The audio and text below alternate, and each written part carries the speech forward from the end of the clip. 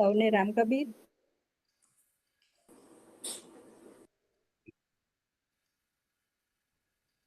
રામ કબીર પ્રાર્થનાથી શરૂઆત કરજો.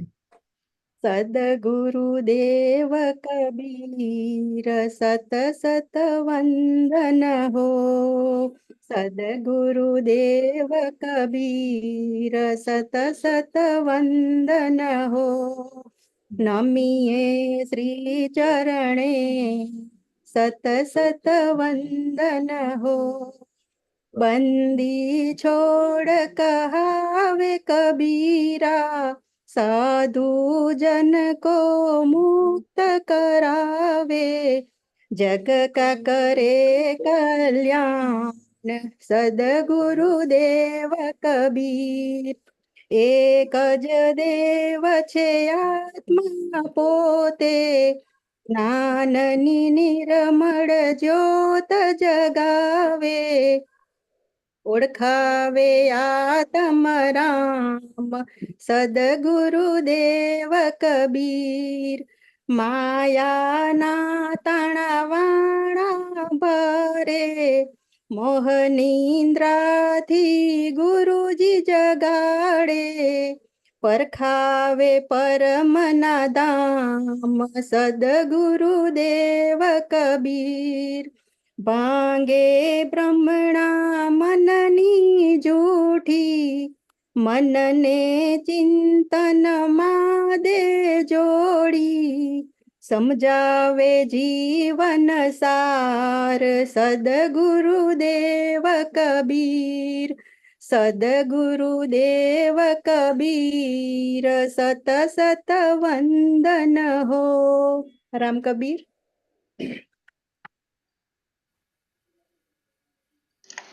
પ્રફુલભાઈ અનમ્યુટ કરજો. પ્રફુલભાઈ અનમ્યુટ કરજો પ્લીઝ.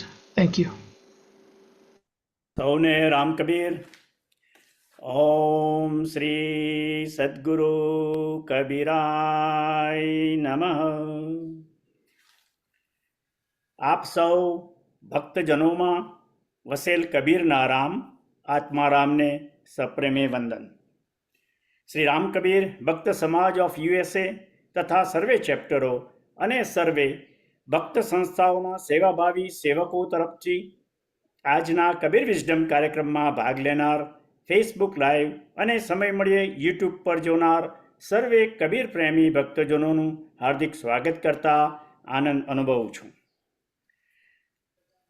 સદગુરુ દેવ કબીર, સુંદર સ્તુતિ આપણા સદગુરુની કાર્યક્રમના શરૂઆતમાં શ્રીમતી હંસાબેન નિલેશભાઈ ભક્ત લોસ એન્જલસથી તેમણે સંભળાવ્યું. સૌને કબીરમય અને ભાવ વિભોર બનાવ્યા. સમાજ આપનો ખૂબ ખૂબ આભારી છે. Thank you Hansaben.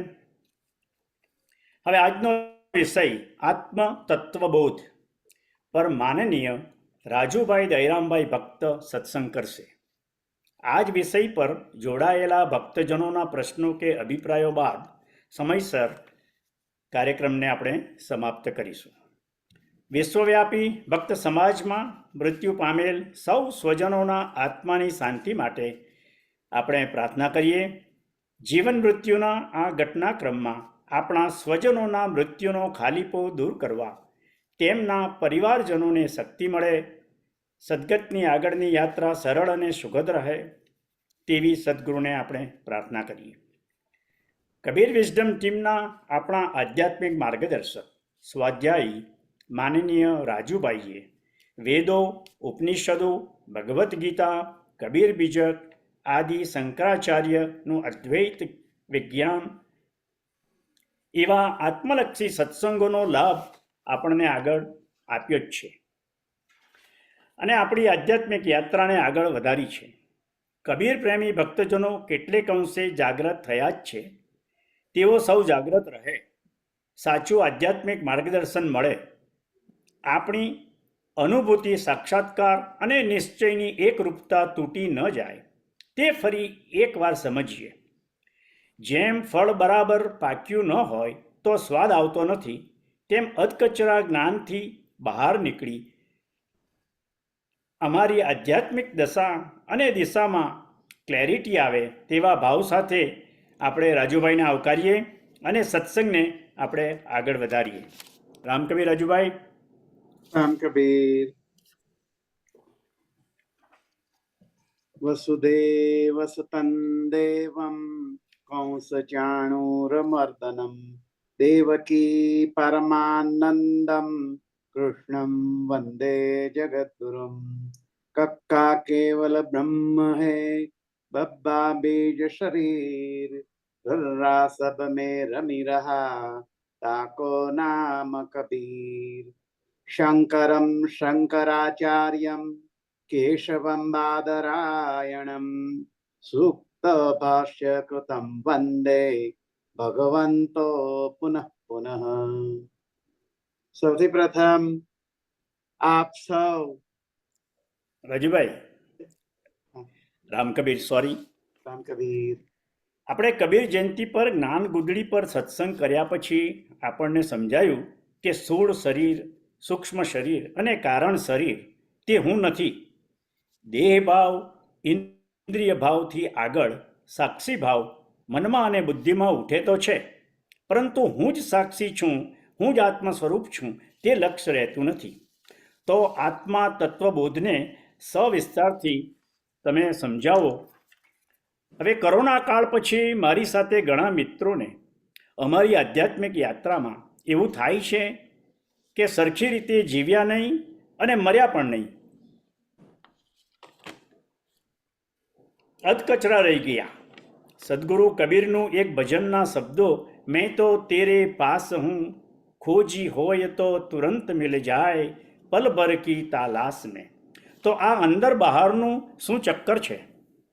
હાલના મોટે ભાગના ધર્મો અને સંપ્રદાયો અંતે તો તત્વ સ્વરૂપ પર જ આવી જાય છે. તો સાચું વૈદાંતિક વિજ્ઞાન સમજવા માગીએ છીએ, તો આપ કૃપા કરો અને આપણે સત્સંગ આગળ વધારીએ. Thank you Rajubhai. સૌપ્રથમ આપ સૌની અંદર બિરાજમાન સદગુરુ કબીર સાહેબ ના આત્મારામ પરમદેવ તત્વને હું નમસ્કાર કરી આજના સત્સંગની શરૂઆત કરતા આપની સૌની અનુમતિ માંગુ છું. આ સત્સંગની અંદર કોઈ ત્રુટિ રહી જવા પામે તો એ સંભવ છે. કેમ? કારણ કે આપણો જે સ્વભાવ છે એ સ્વભાવ આપણા અહંકાર તરફ પ્રેરિત થયેલો હોય છે. તેથી ક્વચિત એવું બની શકે કે એ આપણા અહંકારને પ્રોત્સાહિત કરતો વિચાર કદાચ આપણા મસ્તિષ્કમાંથી નીકળતો હોય, પરંતુ જે વૈદિક તત્વજ્ઞાન છે, અદ્વૈતનું જે વિજ્ઞાન છે, ઉપનિષદો, રામાયણ, મહાભારત, વેદોનું જે તત્વજ્ઞાન છે, જે જીવને જીવમાંથી સમસ્ત પરબ્રહ્મ સુધી જોડાવાની જેની ક્ષમતા છે, માર્ગદર્શન આપી શકે છે, એવું જે વિજ્ઞાન સભર જે જ્ઞાન છે તે એના અંદર નિર્મળ છે અને એની અંદર કોઈ મલિનતા નથી. આમ સમજવું. તો અમારાથી કંઈક કહેવામાં ત્રુટિ રહી જતી હોય તો તે આપ સુધારી લેજો અને આગળ આપણે વિચાર કરીએ. સૌથી પ્રથમ મારે એ કહેવાનું હતું કે જે ભારતની ભૂમિની માટે એવું કહેવામાં આવ્યું છે કે એતદ દેશ પ્રસૂતસ્ય સકાશાદગ્ર જન્મનઃ સ્વમ સ્વમ ચરિતમ શિક્ષેરન પૃથિવ્યામ સર્વ માનવા. સમસ્ત સૃષ્ટિની અંદર મનુષ્યને મનુષ્ય તરીકે કેવી રીતે જીવવું જોઈએ એનું શિક્ષણ આપતી જે પ્રકૃતિ, જે આખી આપણી જે સંસ્કૃતિ છે, એ એક ભારત માની જે પવિત્ર ભૂમિ છે, એ પવિત્ર ભૂમિ ઉપર જન્મ લેનારા આપણે સૌ સપૂતો છીએ. તેથી આપણી એ જે વિચારધારા છે, જે સમસ્ત માનવને માનવ્ય આપવાની અને માનવમાંથી દેવ બનાવવાની જે વિચાર છે, ક્ષમતા છે, તે આપણે સૌને આપી શકીએ. એ માટેની આપણી અથાગ પ્રયત્ન અને મહેનત રહેવી એક આજના સમયને માટેની એક ચેલેન્જ છે અને તે માટે આપણે પ્રયત્નશીલ છીએ. ઉદ્યુક્ત થઈને આપણે આજની વિચારધારા માટે વિચાર કરીએ.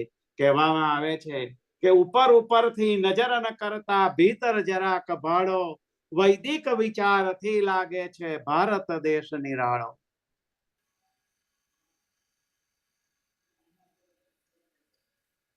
ત્યાગીને ભોગવવા શીખવે રામાયણ વિચારો, હક મેળવો હરિને કાજે મહાભારતનો નારો.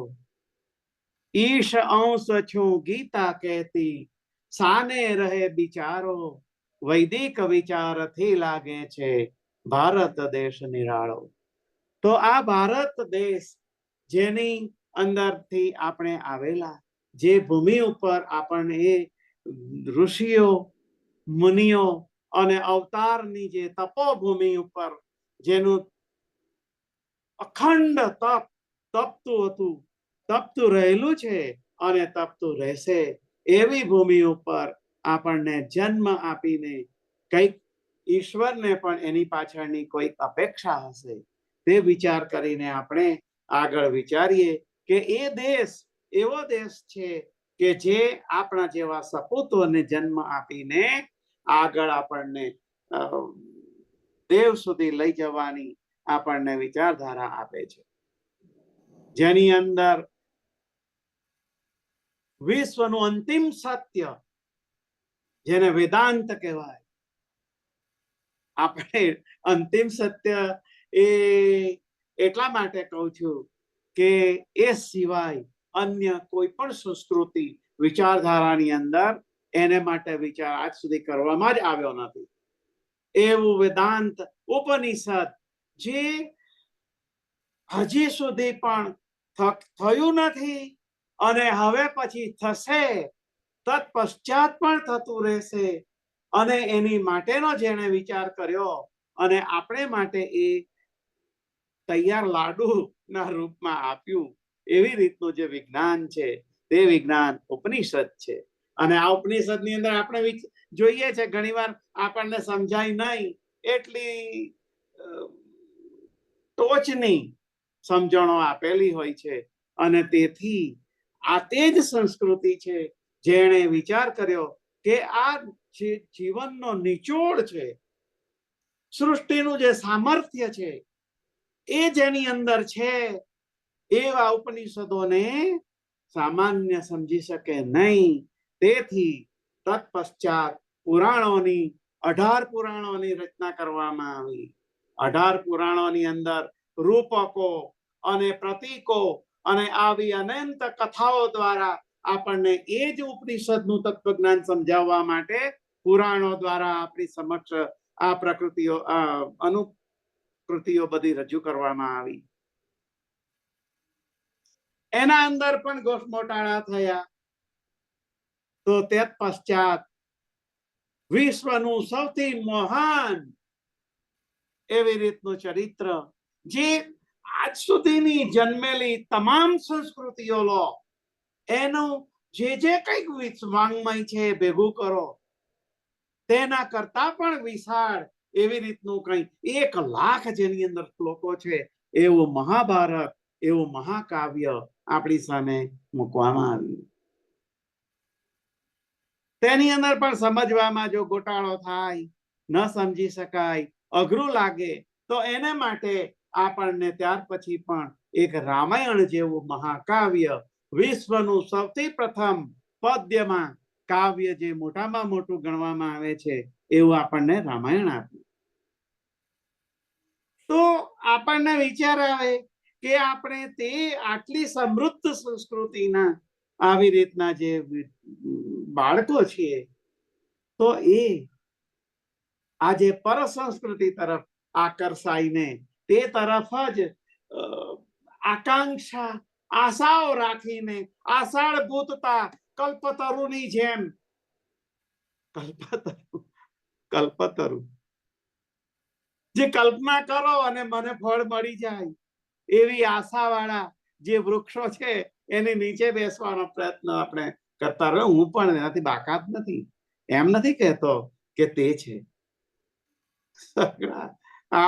અમે સૌ બધા જ આવી રીતના છીએ જે પર સંસ્કૃતિની અંદર કંઈક મહત્તા છે આવું જોઈને દોડવાવાળા છે. તો તે વખતે મને એક નાનકડી વાર્તા યાદ આવે છે. એ પેલા ભિખારીની આપ સૌ જાણતા જ હશે, પણ હવે અત્યારના આ પ્રસંગ નિમિત્તે એને આપણે વાત જરા ટૂંકમાં વિચારી લઈએ કે એક ભિખારી હતો અને એ ભિખારી આખી જિંદગી એક ઝાડ નીચે ભીખ માગતો માગતો જીવી ગયો. આખી જિંદગી. અને જ્યારે આ સૃષ્ટિમાંથી વિદાય લીધી ત્યારે એ ઝાડ નીચે જ ત્યાં પડી રહ્યો. ત્યારે આજુબાજુના લોકોએ જોયું કે ભાઈ આ જે જગ્યાએ એ આખી જિંદગી રહ્યો છે, તો એને કંઈક આ ઝાડ સાથે કંઈક લગાવ બગાવ હશે, એની સાથે કંઈક મોહ બી હશે, એટલા માટે એને ત્યાં જ દફનાવી દેવામાં આવે એમ કરીને ત્યાં લોકોએ ખોદકામ કરવા માંડ્યું. અને એના થડમાંથી સમૃદ્ધ ખજાનો નીકળ્યો. અપાર સંપત્તિ નો ખજાનો ત્યાંથી શોધી કાઢ્યો. તો લોકો આશ્ચર્યચકિત થઈ ગયા કે જે જગ્યાએ આખી જિંદગી જે ભિક્ષા માંગતો રહ્યો,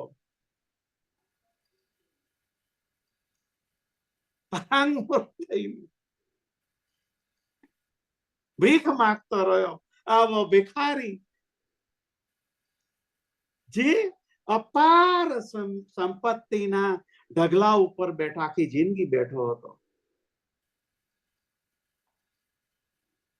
અને આવી જ આપણી જે સંસ્કૃતિ છે, આ સંસ્કૃતિની પાસે આવા અપાર સંપત્તિનો અઢળક ખજાનો જે છે, જે ખજાના માટે આપણે અંદરથી થોડાક મોતીઓ વીણવા પ્રયત્ન કરીશું.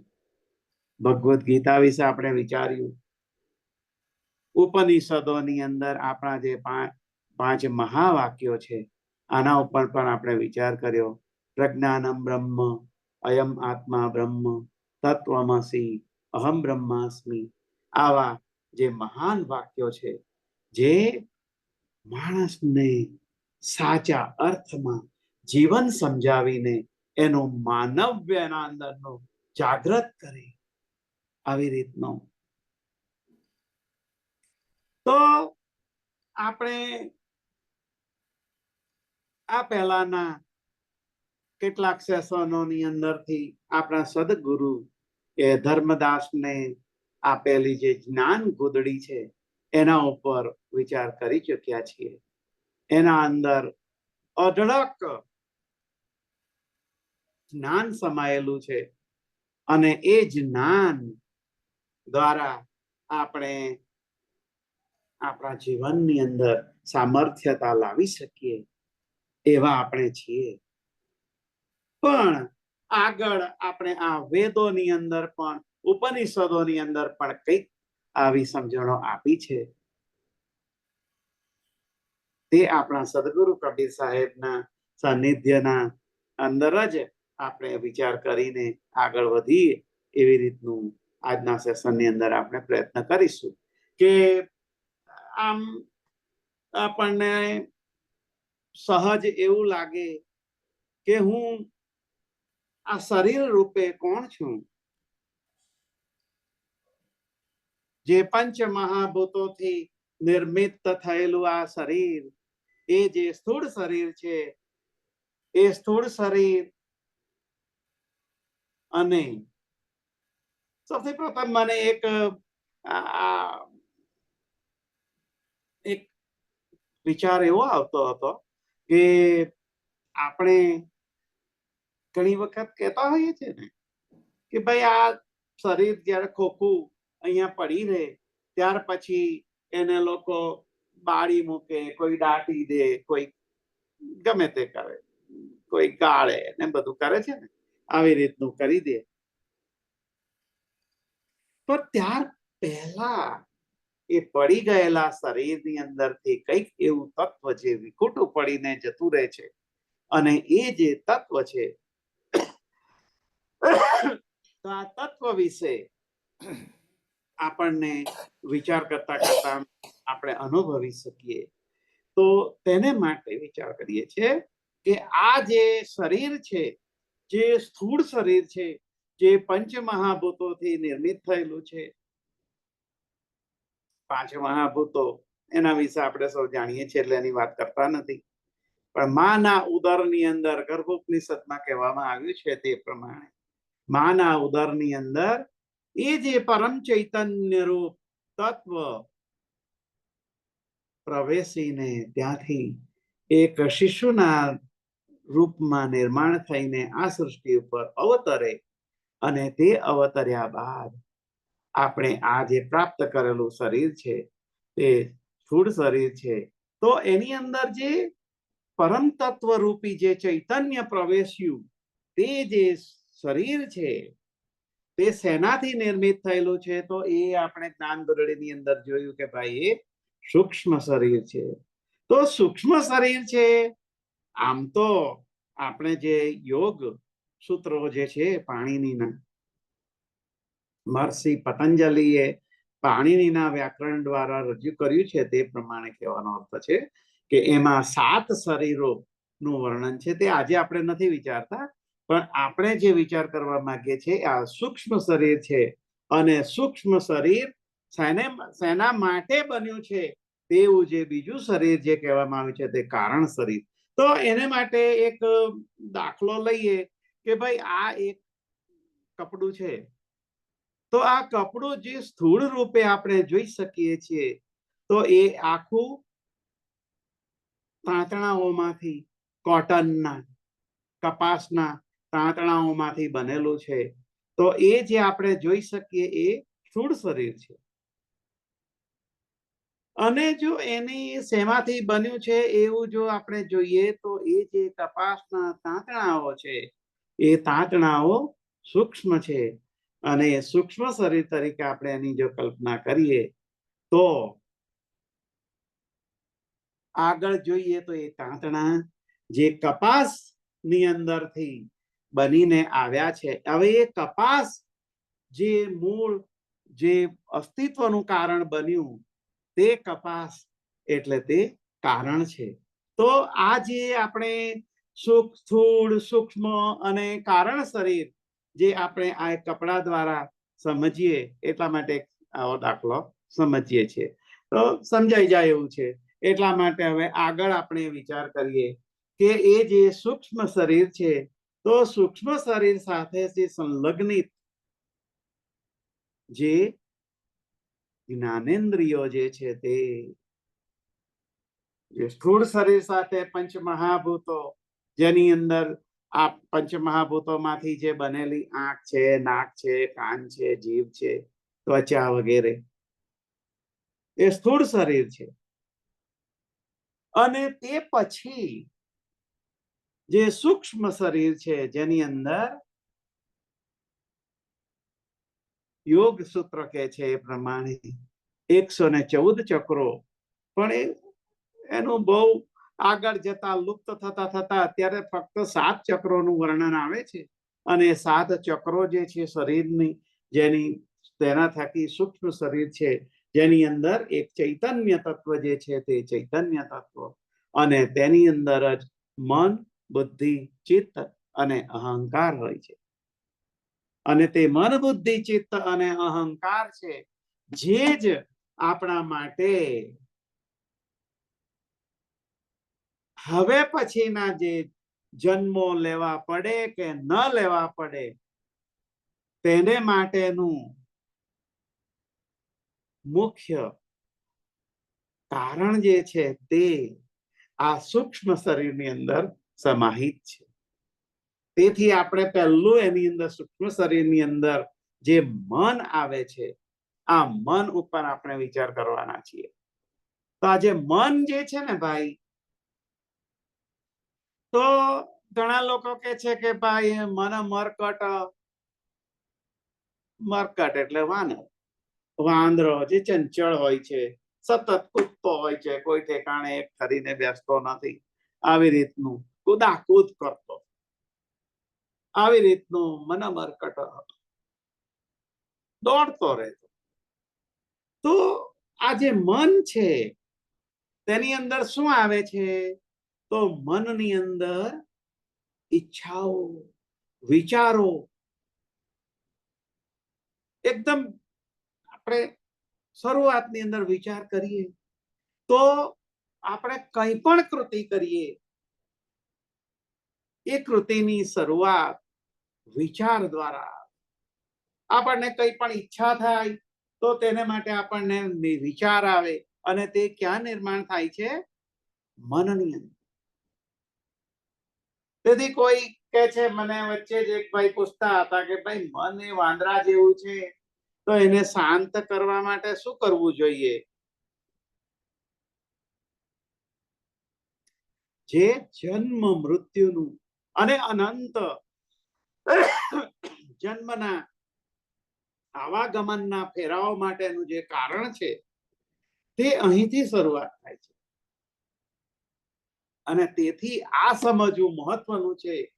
અને તેથી કહીએ છીએ કે ભાઈ જે આ સ્થૂળ શરીર જે છે, એ સ્થૂળ શરીર એ ફક્ત અને માત્ર તે હું નથી. જે બાળક તરીકે જન્મ્યો તે વખતે જે શરીરની અંદર હતું તે આમ જીવ વિજ્ઞાન પણ કે છે, બાયોલોજીકલ સાયન્સ કે છે કે ભાઈ દર 7 વર્ષે પ્રત્યેક માંસપેશીઓ, નાડીઓ, હાડકાં બધું જ આખું શરીર પરિવર્તન પામે છે. તેથી જ કદાચ બાળક જન્મે ત્યારથી સાચું પણ છે કે ભાઈ બાળક જન્મે ત્યારે જે એનું રૂપ હોય, રંગ હોય, આ બધું 5-7 વર્ષનો થઈ જાય ત્યારે બદલાઈ ગયું હોય, તે પાછો વળી 10-15 વર્ષે બદલાયો હોય, પછી 20-25 વર્ષે પણ પાછો બદલાઈ ગયો હોય. કૌમારમ યૌવનં જરા, કુમારી અવસ્થામાં આવો હોય, યુવાવસ્થામાં પણ તે શરીર બદલાઈ ગયું હોય. જે સતત બદલાતું રહેલું છે, જે શાશ્વત નથી, સનાતન નથી, તેવું જે આ શરીર છે,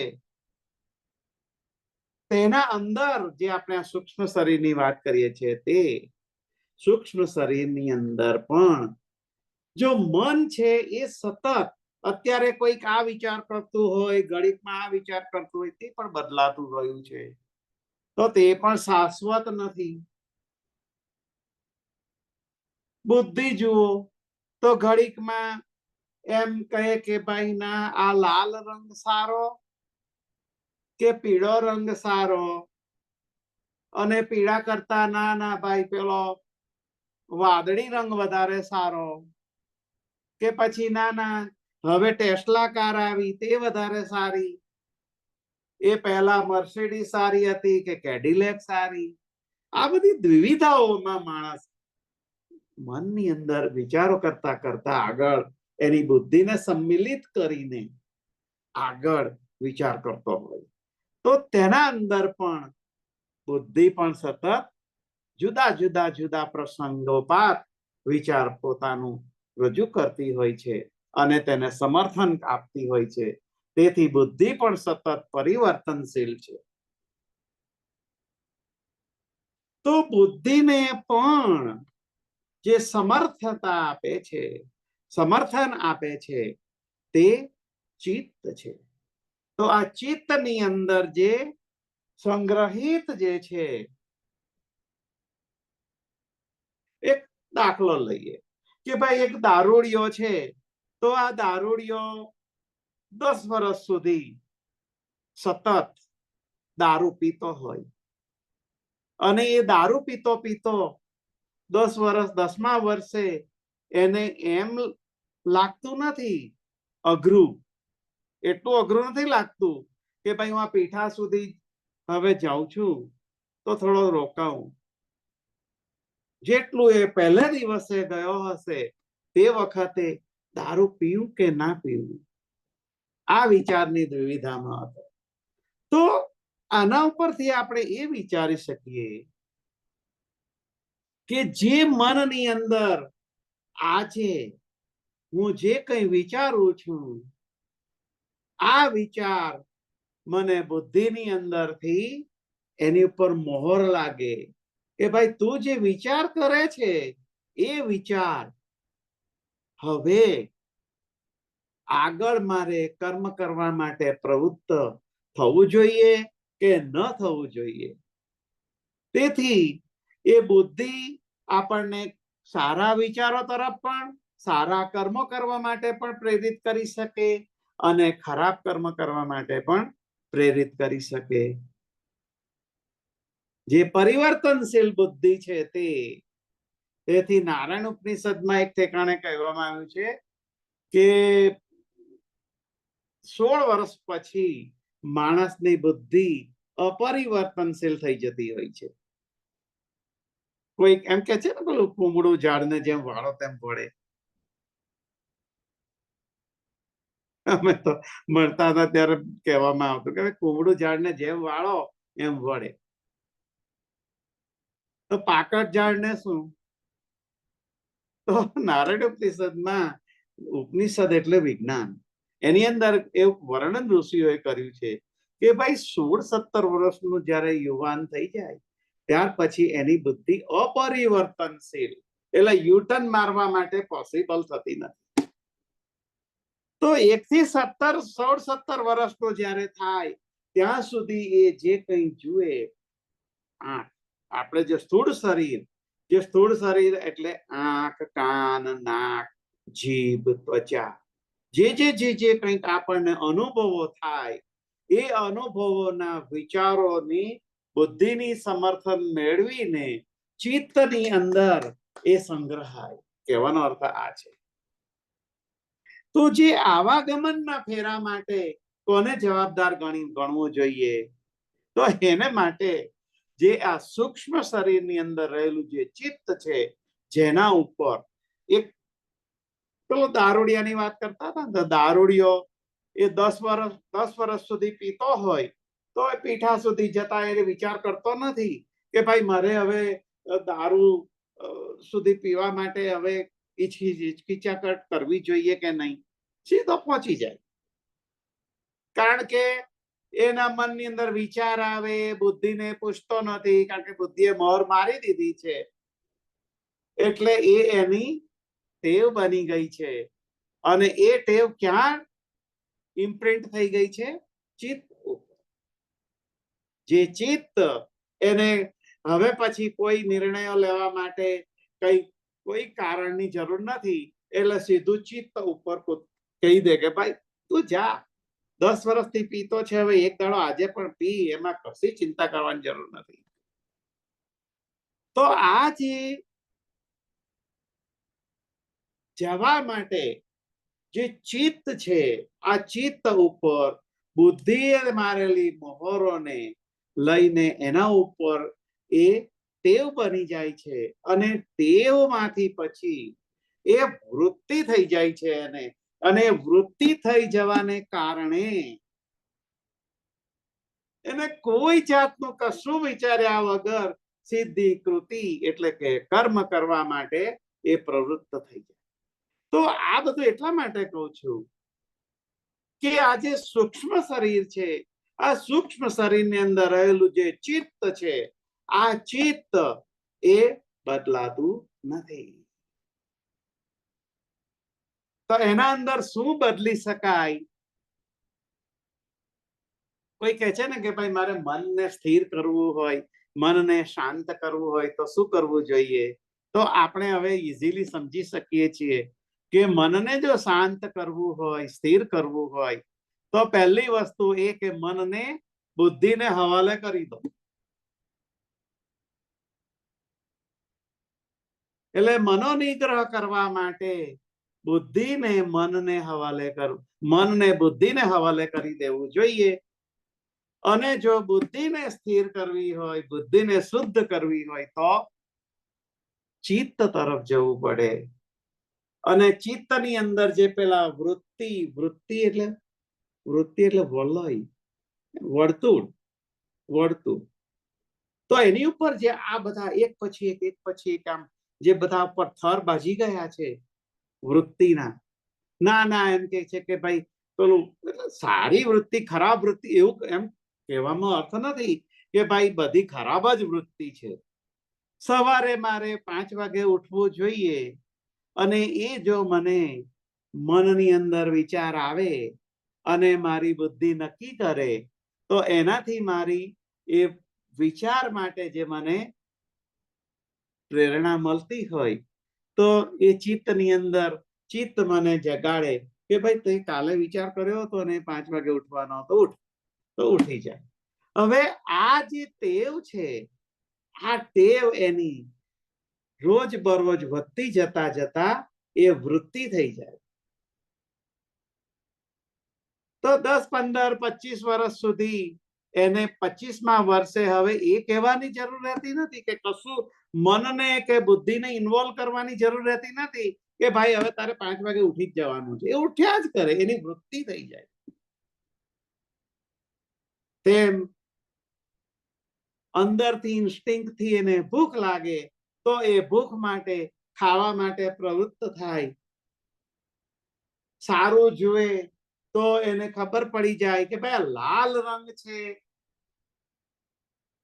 તો એ લાલ રંગની જે વૃત્તિ છે એ મનને પૂછવાની જરૂર નથી કે બુદ્ધિને કહેવાની જરૂર નથી કે ભાઈ લાલ જ રંગ છે. એને એના અનુભવોથી ચિત્તની અંદર એક વૃત્તિ વલય પાડી દીધું છે અને તેથી એ જુએ કે તરત જ નક્કી કરી લે કે ભાઈ આ લાલ છે અને આ સફેદ છે કે આ પીળું છે. તેવી જ રીતનું જે સારું ખરાબ પ્રત્યેક પ્રકારની વૃત્તિઓ આ ચિત્ત ઉપર ઇન્ટ્રુડર તરીકે ઉપર ચોંટતી જાય છે. તો હવે આપણે એ પોઈન્ટ ઉપર વિચાર કરીએ છીએ કે જો મારે આવાગમનના ફેરામાંથી છૂટવું હોય તો આ જે વૃત્તિના જે બધા વલયો છે એક પછી એક જ્યાં બધા પળો બાજી ગયા છે, આ પળોને મારે ઢીલા કરીને સાફ કરવા જોઈએ. તેથી મનની શુદ્ધિ માટે મનને બુદ્ધિને હવાલે કરો, બુદ્ધિને શુદ્ધ કરવા માટે ચિત્તને હવાલે કરો અને ચિત્તને શુદ્ધ કરવા માટે આ જે વૃત્તિ જે બાજી ગઈ વલયો બાજી ગયા છે. આપણે કેમ કોઈ એક અરીસો હોય રૂમની અંદર અને આ અરીસો જો એવરીડે એવી હેબિટ હોય કે ભાઈ રોજ સવારે એના ઉપર એક પોતું ફેરવી લઈએ તો એ સ્વચ્છ અને સાફ રહે અને મારું પ્રતિબિંબ ચોખ્ખું અંદર દેખાય. પણ એને 2 મહિના સુધી સાફ જ ન કરવામાં આવે તો આ અરીસા ઉપર જે પરસ્ત થઈ જાય, બાજી જાય ધૂળ, એક પળ બાજે, બીજું પળ બાજે, રોજનું ઉપર થોડી ધૂળ ઉપર ચોંટતી જાય અને 25, 50, 60, 70 વર્ષ સુધી જો ઉપર પળ બાજ્યા જ કરે તો એ અરીસાની અંદર મારું મોઢું જે જોઉં તો કદાચ જે છે એના કરતા કંઈક જુદું જોઈ શકું, મારું પ્રતિબિંબ. અને આ ચિત્ત જે છે તે આ આવી રીતનું વલયનું કામ જે એની ઉપર વલયો બાજતા રહેલા છે, આ વલયોને સ્વચ્છ સાફ કરવા માટે શંકરાચાર્ય કહે છે કે તારે શુદ્ધ કર્મો કરવા જોઈએ. તેથી જે શુદ્ધ કર્મોના કરવાથી આ વલયોને ધીમે ધીમે હળવા કરીને દૂર કરી શકો. અને આ ચિત્તની શુદ્ધિ કર્યા પછી જે સૂક્ષ્મ શરીર આ શરીરમાંથી જ્યારે છૂટીને આગળ જાય એવું શુદ્ધ થયેલું ચિત્ત એને ફરી પાછા કોઈ વલયો એને પાછા બીજા કોઈ પણ ભાવો કોઈ પણ ભૂતો સાથે સંયોજન કરવા માટે ઉદ્યુક્ત કરતું નથી. તેથી તે મુક્ત થઈ શકે અને એનાથી આગળ હવે આપણે વિચાર કરીએ કે જે ચોથું સાધન જે છે ને ભાઈ, એ અતિ મહત્વનું છે, જે ખૂબ હેલ્પફુલ છે આ બધા માટે, મન, બુદ્ધિ અને ચિત્ત, જે અહંકાર. હવે અહંકાર એટલે આપણે એમ કહીએ કે ભાઈ પેલી પૂનમ પાંડે છે, એ તો એને કઈ રૂપનો બહુ અહંકાર છે. તો રૂપનો અહંકાર એને છે, આ શું કેવું? આ અહંકાર અહીંયા એને માટેની અહીંયા વાત થતી નથી. જે સૂક્ષ્મ શરીરની અંદર જે અહંકાર છે તેને આપણે ઘણા કે છે કે ભાઈ અહંકારને ધીમે ધીમે ધીમે કાઢવાનો, પણ અદ્વૈત વેદાંત એમ કે છે કે આ અહંકારને મોટો કરો. જેમ આપણે એકદમ જ કોન્સન્ટ્રેટેડ મીઠાનું જે મિશ્રણ છે, પાણી, એને તમે કોઈ એક નાના અમસ્તી તપેલીની અંદર પાણી ભરીને અંદર 2 ટીપા નાખો, કોન્સન્ટ્રેટેડ સોલ્ટનું જે દ્રાવણ છે તેને એની અંદરથી 2 ટીપા અંદર નાખો, તો તપેલીની અંદર વધારે પાણી હોવાથી એ એટલું ખારું લાગતું નથી જેટલું પેલા ગ્લાસની અંદર પાણીની અંદર ખારાશ છે તેટલું. એટલે આ એટલા માટે કહું છું કે આ જે અહંકાર એ અતિ નાના ફોર્મમાં છે.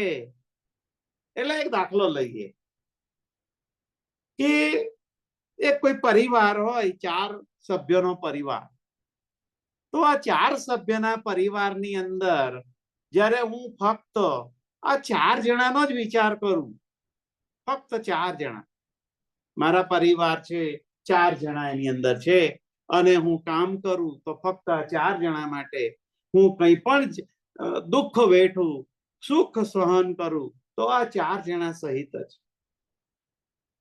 તો આ જે 4 પરિવારના સભ્યો માટે જ હું છું, આ જે અહંકાર છે એ અતિ નાનો છે. હવે આ જ અહંકાર એમ વિચાર કરવામાં આવે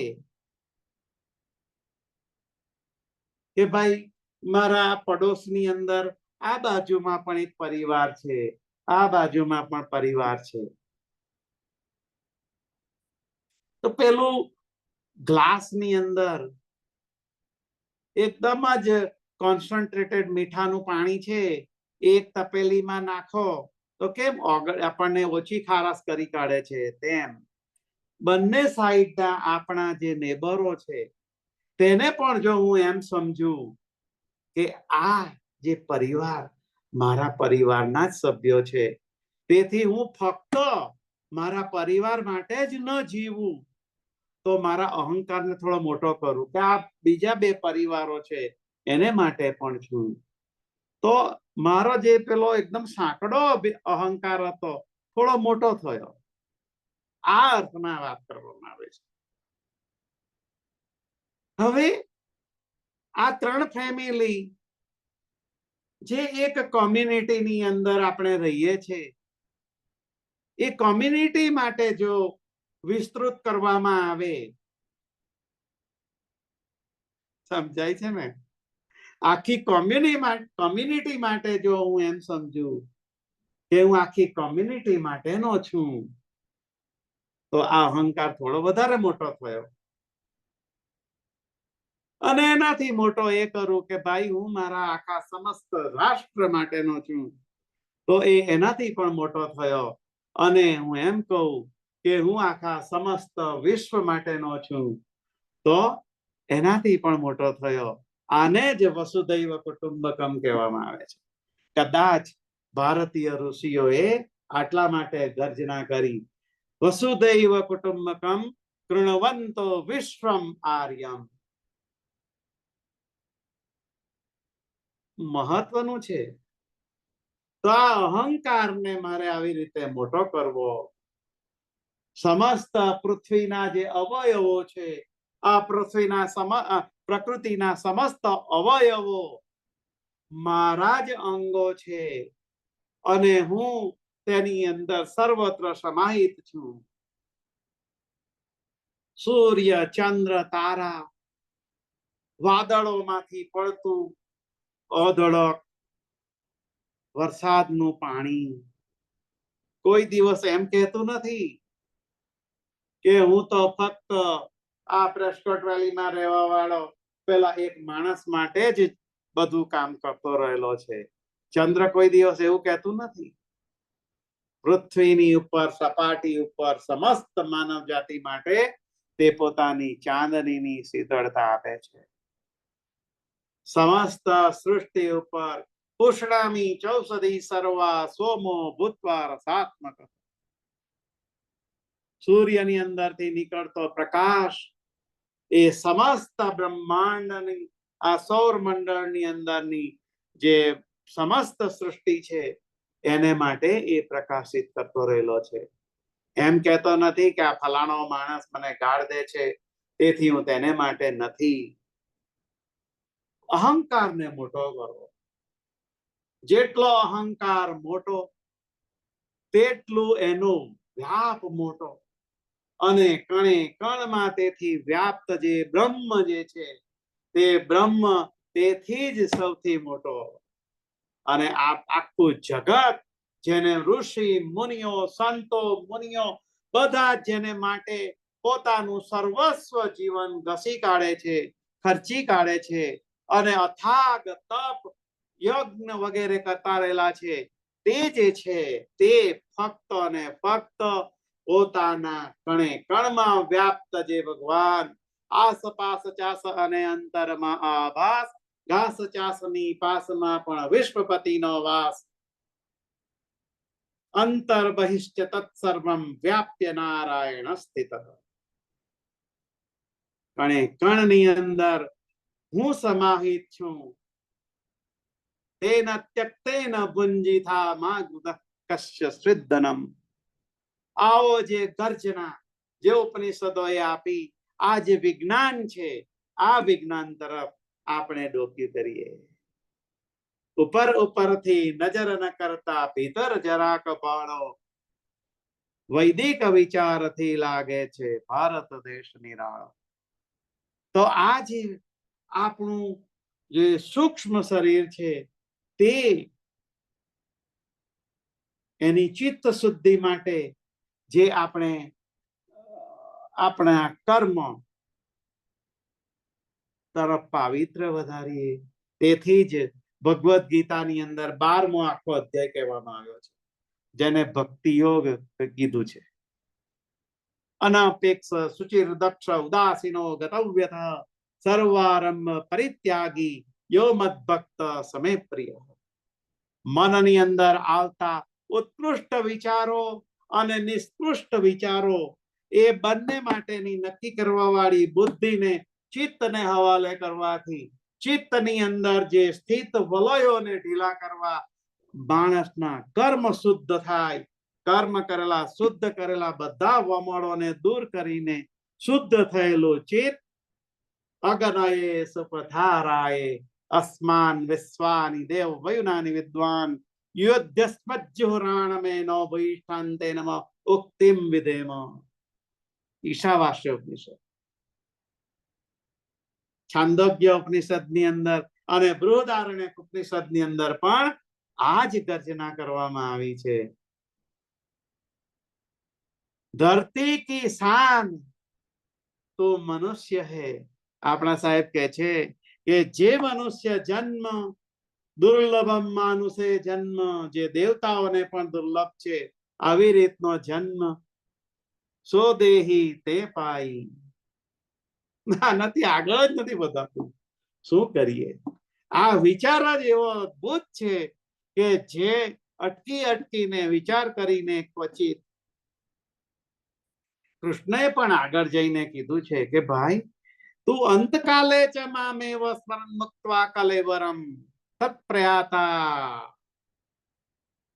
તું પ્રયત્ન કરતો રે અને અંતકાળે તું જે વિચાર કરે છે, જેવા ભાવો સાથે તું આ દેહને છોડીશ, તેવા ભાવો સાથે આગળનું તારું જન્મ નિર્મિત થતું હોય છે. તેથી આપણે જે આ ચિત્તની અંદર જે પ્રયત્નશીલ થઈને કર્મ શુદ્ધ કરવા માટે મૂળ જે મૂળિયું છે ને ભાઈ, આ મૂળિયું ત્યાં સુધી આજ સુધી શું છે કે આપણને વિચારો મળે છે કે આપણે ઝાડ અને એની ઉપર ડાળખા અને પાંદડાઓ છે એના ઉપર પાણી છાંટ્યા કરીએ તો ઝાડ જીવિત રહેતું નથી, હરું ભરું રહેતું નથી. એના મૂળની અંદર આ પાંદડાઓ ઉપર પાણી છાંટવાને બદલે મૂળની અંદર જો જઈને મૂળને સિંચન કરવામાં આવે, તેથી આ સિંચન કરવા માટેનો જે વિચાર છે તે ફક્ત અને ફક્ત ભારતીય સંસ્કૃતિની અંદર કરવામાં આવ્યો છે. તે ઉપનિષદો દ્વારા કરવામાં આવ્યો છે અને અઘરો છે.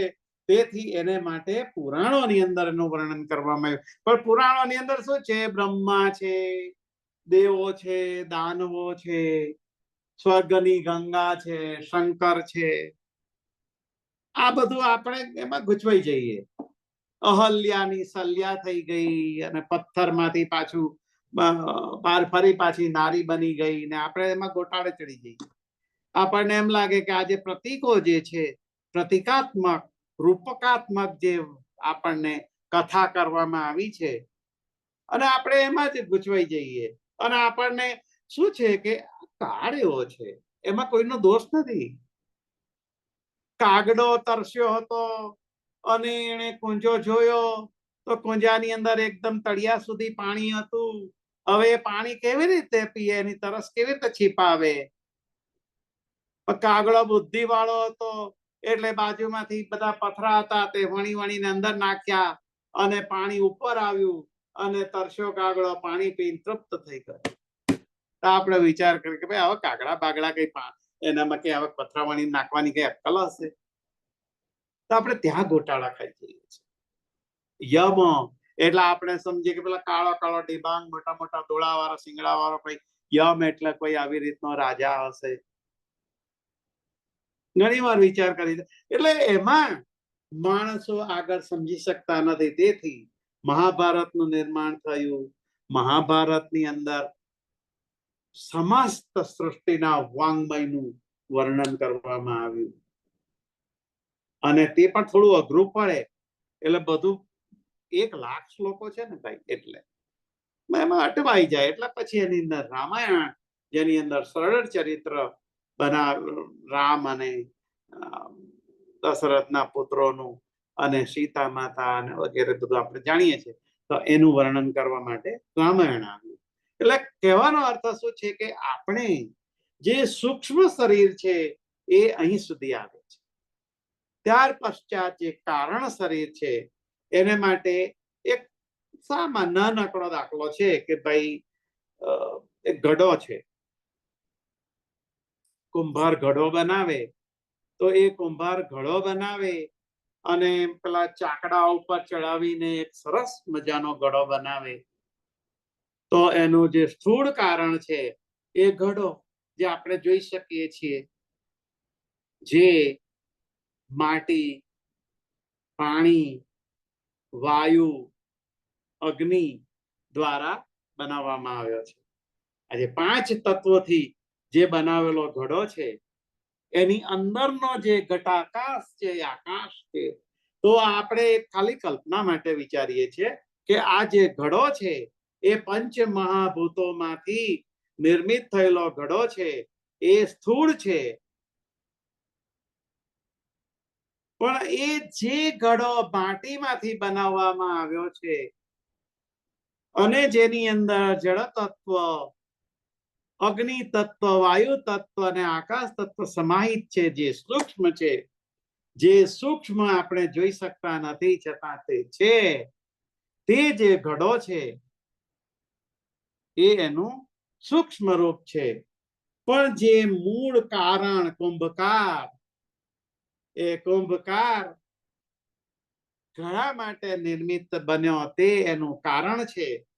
તેથી હું મારો સ્થૂળ સૂક્ષ્મ અને કારણ શરીર માટે જો સમજીને મારા જીવનની તરફ આગળ વધવા માટેનો કંઈક જો ઉદ્દેશ્ય લાવી શકતો હોઉં તો આજનું આ સેશન સફળ હોઈ શકે. અને હવે પછી આપણે જે કઈ પ્રશ્ન વગેરે કોઈને હોય તો થોડું કરશું, અને આગળ પણ આને માટે આવતી વખતે કઈ વિચાર કરવાના છીએ જેની અંદર 7 શરીરો અને કારણ શરીર વિશે ડિટેલમાં આપણે વિચાર કરીશું. અને જે મન બુદ્ધિ ચિત્ત અને અહંકારથી હું જુદો છું, આ શરીર થી અલગ છું, અને તે જ મારું ન બદલવાળું તત્વ જે છે, જે સનાતન છે, શાશ્વત છે. ભગવદ્ ગીતાના 2જા અધ્યાયની અંદર અર્જુનને પ્રશ્ન થયા પછી ભગવાને જે કીધું તે પણ આપણે આગળ વિચારી ગયા છે, છતાં આપણે એનો વિચાર કરીશું. Ram Kabir, thank you Rajubhai. આપણી આ અદ્ભુત ભારતીય વૈદિક સંસ્કૃતિ, આપણે જે બધું શીખતા આવ્યા છીએ, હવે આજે તમે જે ક્લેરિટી થોડીક આપી, આ ગુદડી કે ભાઈ શરીરો 3 પ્રકારના, અને તે ખરેખર હું નથી પાછો. હવે તો આપણે શું છે તેનો આપણે સમજી ગયા છે અભ્યાસ તે જ છું. આવતા વીકની અંદર આપણે બીજો ભાગ 2 કે જેમાં ખાસ આપણે આત્મતત્વ, જે આપણું મૂળ તત્વ છે, તેની ઉપર આપણે ખાસ રાજુભાઈ આપણને જ્ઞાન આપશે. તો હવે જોડાયેલા ભક્તજનોમાં કોઈ ભાઈઓને બહેનોને કંઈક પણ અભિપ્રાય આપવો હોય કે પ્રશ્ન હોય તો આપણી સાથે આ વૈદિક વિચારના પ્રણેતા રાજુભાઈ છે, આપણે એમનો લાભ લઈએ. આવો હેમંતભાઈ, ગોવિંદજી, દીપકભાઈ, છગન કાકા. સરસ દીપકભાઈ, આવો આવો, ચાલો. રામ કબીર રાજુભાઈ. રામ કબીર. રામ કબીર. પ્રશ્ન હતો પણ તમે જવાબ આપી દીધો વાસુદેવ કુટુંબ કીધું એ પ્રમાણે. તો મારે પ્રશ્ન હતો, તમે કીધું કે પર સંસ્કૃતિની અંદરના પ્રભાવમાં આવી જઈને આપણને મોહ લાગે છે બીજી બાજુ એમ. રાઈટ. એ બાબતમાં વિચાર હતો મને, પણ અંતમાં તમે સોલ્વ કરી દીધો છે. પણ I'll tell my opinion. આપણે મોટા થઈએ તો આજુબાજુ હોય તે લોકોનો પ્રભાવ પેલો પડે. આપણે મોહનદાસ કરમચંદ ગાંધી, જેમને મહાત્મા ગાંધી તરીકે બી કહેવાય છે, તો એમણે એક દાખલો હતો કે એવો દાખલો દીધેલો કે આપણું મકાન રહેતા હોય ઘરની અંદર ને બારણા હોય, બારી ને બારણા હોય, તો કે મારે ઘરના બધા બારી બારણા ખુલ્લા રાખવા છે, ને સંસ્કૃતિ જેમ હવા આવન જાવન ફ્રીલી કરે તે પ્રમાણે સંસ્કૃતિ બી આવન જાવન થવી જોઈએ. Very good. તો દર્શક આપણને કે આખું world is unifying now, specially વિચારને એની અંદર આપણે ટ્રાવેલ કરવું હોય તો બી time is less now compare to 50 years ago, and affordable a lot of people want it. So it's influencing a lot, yeah. And to me, whatever reason, I have some reason to come USM, but I still attach to the Sanskriti, and it still says that the Ganajam and Kevi Bharatiya Church. Right. Very good, Deepak bhai. Thank you for adding. So going back to like, કોઈ વખત થાય પણ આપણે જ્યાં જ્યાંથી ઉભા થયા હોય તે વસ્તુ તો પહેલા રહી જોઈએ પગની અંદર. સમય સાથે થોડું બતાવજી આવે.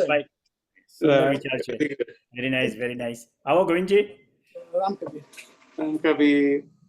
રામ કબીર સૌને. રાજુભાઈ, રામ કબીર. ખૂબ સુંદર તમારું અર્થઘટન આજનું. આપણે આત્મતત્વની જ વાત કરીએ છીએ, આપણે આત્મ ખોજની વાત કરીએ છીએ કે આપણે છે કોણ.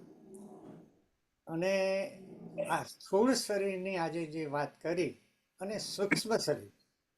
રાજુલાલે ખૂબ સુંદર મન, બુદ્ધિ, ચિત્ત અને અહંકાર, આ જે ચાર આપણા ચતુષ્કોણના જે શત્રુઓ છે, જે આપણને બંધનમાં મૂકે છે, તો એ બંધન વિશેની એમણે આજે બધી વાતો કરી. ખૂબ સરસ વાત કરી છે. તો આપણે સર્વે ઈચ્છીએ છીએ કે હું મુક્ત થાઉં, મારી મુક્તિ મળે. શેમાંથી મુક્તિ મળવી જોઈએ? તો કે આ બધા બંધનો છે. જીવનમાં જે આ બધા બંધનો છે એમાંથી મારે મુક્તિ મેળવવી છે, મોક્ષ મેળવવો છે. તો રવિન્દ્રનાથ ટાગોરે આ એમની એક કવિતામાં બહુ સુંદર એક જ વાક્યમાં એમણે ખૂબ સરસ વાત કરી છે કે આ બધા બંધનો એટલા બધા છે કે બંધનોથી મુક્ત કેમ થવું એ ઘણું મુશ્કેલ છે. પણ મુક્તિ શું છે એ જો હું સમજી જાઉં તો એ બંધનો ઓટોમેટિક બધા છૂટી જશે. આ મુક્તિ મને જો સમજાઈ જાય તો બંધનોથી હું મુક્ત થઈ શકીશ. આ એમણે વાત કરી. તો એ મુક્તિ શું છે? તો કે જે એમણે રાજુલા જે મુખ્ય વાત કરી ને કે હું મારું જ વિચાર કરું, મારા ચાર ફેમિલીનો વિચાર કરું, નેબરનો વિચાર કરું, સૃષ્ટિનો વિચાર કરું અને સૃષ્ટિનો બ્રહ્માંડનો વિચાર કરું. એટલે કે હું જો એમાં ખોવાઈ જાઉં, એમાં હું લીન થઈ જાઉં. રવિન્દ્રનાથ ટાગોરની આ વાત છે કે હું એમાં જો સમાઈ જાઉં તો બધા જ પેલા જે દુઃખો છે, જે બંધનો છે એમાંથી મુક્ત. પણ મારું કામ હું સર્વેમાં સમા જાઉં, સર્વે મારામાં છે, હું સર્વેમાં છું, સમજાઈ જાય તો બધું મુક્ત થાય. ખૂબ સુંદર વાત કરી રાજુલાલ, બહુ આનંદ થયો. સૌને બહુ રામ. સરસ, બહુ સરસ મામા, થેન્ક યુ.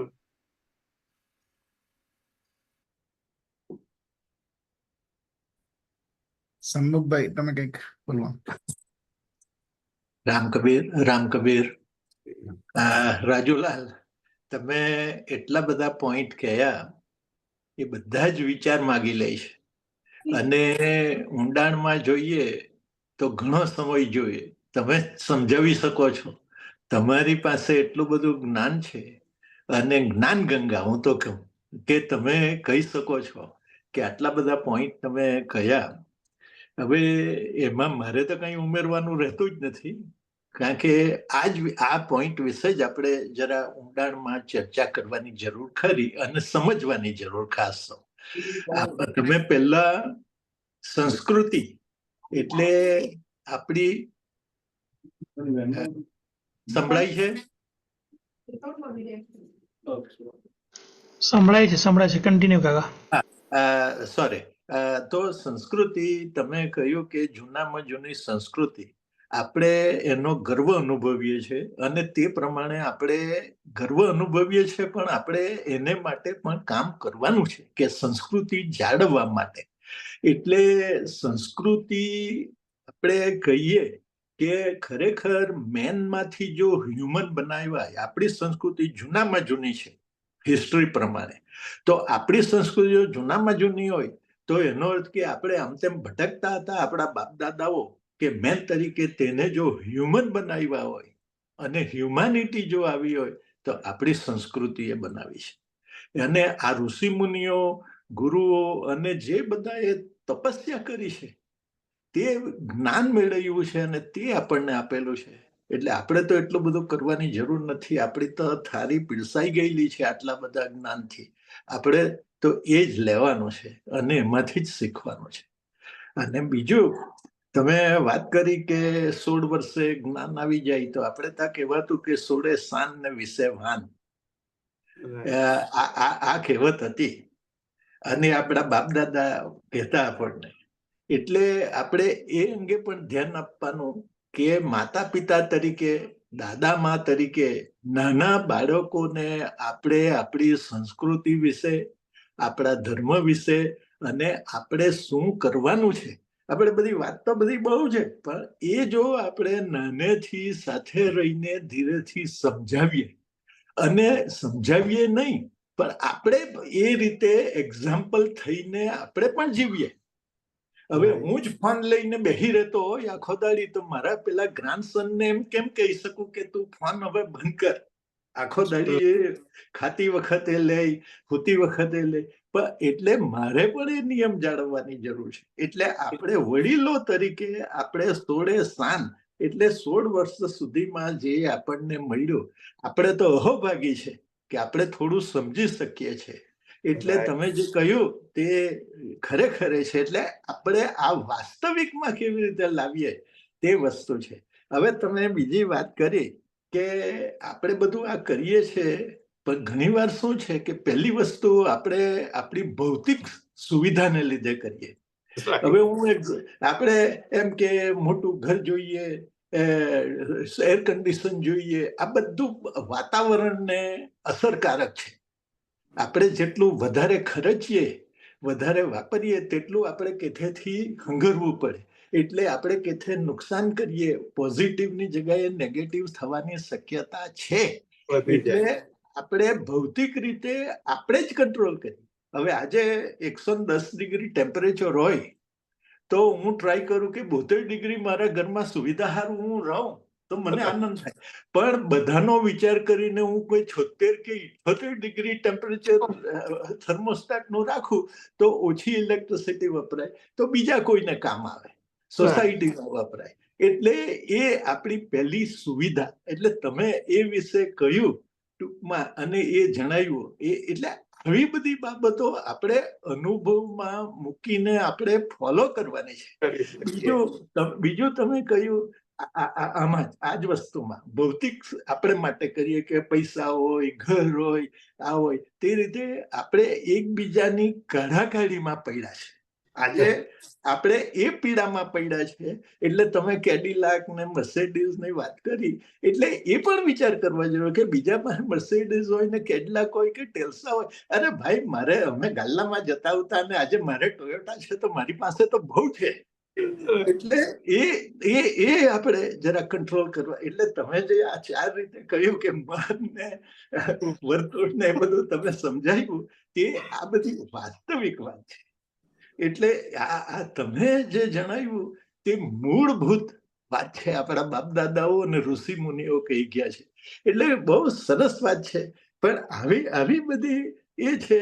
અને આપણા ધર્મમાં શું છે, આપણી સંસ્કૃતિમાં શું છે કે તમારી પાસે રાઈટ છે, પણ સાથે આપણા ઋષિ મુનિઓએ ડ્યુટીઝ લખેલી છે કે તમારે આમ કરવાનું, તમારે આ તપ કરવાનું, તમારે કામ કરવાનું બીજા માટે. એ ડ્યુટી પણ લખેલી છે. એકલા રાઈટ જ નહીં. અહીંયા પર્સનલ ફ્રીડમ, મારે તો પ્રાઇવસી, આ બધી વાત કરીએ, પણ મારી ડ્યુટી શું છે તે આપણા ધર્મમાં કહેલું છે, આપણી સંસ્કૃતિમાં કહેલું છે. અને એ જ મુખ્ય વાત છે. અને એ સોસાયટી માટે આપણે કરવાનું છે, મારા એકલા માટે નથી. એટલે આજે તમે જે વાત કરી તે આ બધા અનુસંધાનમાં છે. એટલે મારે તો એટલું જ કહેવું કે આપણે એને સમજમાં લઈને આ પ્રમાણે જરા વિચાર કરીએ કે ડે ટુ ડે લાઈફમાં આપણે કેવી રીતે ઉતારી શકીએ. એટલે આપણને ઊંઘ સારી રીતે આવે અને ભવિષ્યની પેઢી પણ કંઈ શીખી શકે. અને આપણે સોસાયટી માટે, કન્ટ્રી માટે અને આખી દુનિયા માટે એ આપણે જેટલું ઓછું, આ જૈન ધર્મમાં ખાસ કહેવામાં આવે છે કે તમારું અસ્તિત્વ પ્રગટ થયા વગર તમે જીવી જાઓ. એટલે બને ત્યાં સુધી તમે બીજું બહુ ડિસ્ટર્બ ના કરો. એટલે આ બધા આપણે ઈસ્ટર્ન ફિલોસોફી અને આપણે બીજું શું છે કે not only rights, not only duties, but there is a punishment. આપણે ત્યાં ચોખ્ખું સમજાવ્યું છે આપણા એમાં કે તમે ના કરશો તો તમને આ કર્મ કરેલું છે તે નેગેટિવ કર્મ તમને નડશે. આ જન્મમાં નહીં, આવતા જન્મમાં પણ. એટલે પનિશમેન્ટ મૂકેલી છે. હવે અહીં ગાડી ચોરી કરી જાય ને કઈ પનિશમેન્ટ નહીં હોય તો ચોરીનું આજે કેટલું બધું એ થઈ ગયું છે, આપણે સાંભળીએ છીએ. કારણ કે પ્રોપર કામના પનિશમેન્ટ પણ જરૂરી છે. એટલે Yeah. આપણા સંસ્કૃતિમાં એ પણ સમજાવેલું છે કે પનિશમેન્ટની પણ જરૂર છે. એટલે આ કર્મને અધીન એના ફળ ભોગવવાના આપણે. એટલે આ ટોટલ ઓવરઓલ સંપૂર્ણ સમજૂતી આપણને આપેલી છે. અડધી નથી આપી, આખી. પણ આપણે ટાઈમ લઈને એ કરવાની જરૂર છે અને સમજવાની જરૂર છે. એટલું જ મારે કહેવું. પણ તમે આજે બધા પોઈન્ટ મૂક્યા, વેરી નાઇસ. એટલે એક પોઈન્ટ આ રીતે આપણે વિચ્છેદ કરીને સમજી શકીએ, છૂટા પાડીને, અને ટાઈમ લઈને કરી શકીએ. તે આપણે પોતપોતાએ કરવાનું છે. આપણે પોતે સમજવાનું છે. તમે આ કલાકમાં કહી ગયા, તમે તો લાઈટ બતાવી દીધી. હવે મારે શું કરવાનું છે, તે મારે કરવાનું છે. એટલે thank you Rajulal, very nice. Thank you everyone. Very much. Ram Kabir. સરસ અભિપ્રાય સન્મુખભાઈ. હવે જીતુભાઈ, કોઈનો હાથ ઊંચો હોય તો આપણે એમને ન્યાય આપીએ. હા, તો અત્યારે કોઈનો ઊંચો નથી. કોઈને પણ ક્વેશ્ચન્સ હોય તો પ્લીઝ રેઝ યોર હેન્ડ. કોઈ કોમેન્ટ આપવી હોય, કંઈ ઉમેરવું હોય આજના વક્તવ્યમાં રાજુ કાકાના, તો તમારો હાથ ઊંચો કરજો please. We shall move on. તો પેલું કોલુની એક વાત કરીને આજે, પછી તમે પ્રાર્થના કરી લેજો. યસ. તો આપણે ત્યાં પેલું ઘાણી હોય છે ને, ઘાણી. હવે તો બધું હોતું નથી, પણ જૂના સમયની વાત છે કે તે વખતે ઘાણી હતી. તો એના અંદર તલ પીલાતા, સિંગ પીલાતી, દિવેલીઓ પીલાતી, અને એના અંદરથી પછી તેલ નીકળતું. આ ઘાણીની વાત છે. તો આ જે આખું આ સંસાર ચક્ર છે ને, ચલતી ચક્કી દેખ કર યા કબીરા રોય, દો પાટન કે બીચ મેં સબત બચા ન કોઈ. એ આ જે પેલી ઘાણી છે ને, તો ઘાણીના બળદની વાત જરા કરી લઈએ બહુ ટૂંકમાં. તો આ બળદને આમ પેલું જોતરું બાંધીને ઉપર પેલી નાખી દીધી હોય છે, અને એની આગળ એમ એક ઘાસ લટકતું હોય, એમ ઘાસ. તો પેલો બળદ 2 ડગલા ચાલીને ઘાસની અંદર મોઢું માંડવા જ જાય કે પેલું એવી રીતે જ કનેક્ટ કરેલું હોય કે એ થોડું આગળ જતું રહે, અને આ બળદ એ ઘાસને પકડવા માટે ચાલતો જ જાય. આમ એના 2 ડાબલા બાંધ્યા હોય ને આંખને, એટલે એને બીજું કશું દેખાય ના, પણ પેલું ઘાસ જ દેખાય. એટલે તે ઘાસ તરફ દોડતો જાય. પ્રલોભનો ભૌતિક મટીરિયાલિસ્ટિક જગતમાં આપણને પણ આવું હોય છે, આ બળદ જેવું. તેથી એ દોડતો જાય, અને પછી આમ ફરતો રહે, અને પેલી ઘાણીની અંદરથી પીસાતું જાય અને તેલ નીકળતું જાય. આવી રીતે જન્મ જન્માંતરો સુધી આ કોલું પડતું રહે, બળદની જેમ. બહુ સરસ વાર્તા. ઘાસ તો એ જ ધકેલે, કારણ કે બીજું કોઈ નહીં, આપણે જાતે જ ધકેલીએ. ઘાસ એ ચાલે એટલે જ ઘાસ આગળ ખસે. આવા આપણા વૈદિક વિચારો પર ચર્ચા થાય, આપણે ભેગા મળીને કંઈક આપણે શીખીએ, એવી આશા સાથે આપણે હવે પૂર્ણાહુતિ તરફ જઈએ. અને આવતા વીકે આપણી સાથે પાછા રાજુભાઈ આત્મતત્વ બૌદ્ધ ભાગ 2, કે જેની અંદર આપણું મૂળ તત્વ, આપણો પોતાનો સ્વભાવ, એ તરફ આપણે આગળ વધીશું. સાચી સમજણ આપશે એવું. તો બધા જોડાજો. હરિઓમ. પૂર્ણ એ છે, પૂર્ણ આ છે, પૂર્ણથી તો પૂર્ણ ઉગ્યું છે બધું. પૂર્ણમાંથી પૂર્ણ આપી દો ભલે, શેષ પાછળ પૂર્ણ રહેવાનું સદા. ઓમ શાંતિ શાંતિ શાંતિ. રામ કબીર રામ કબીર. રામ કબીર.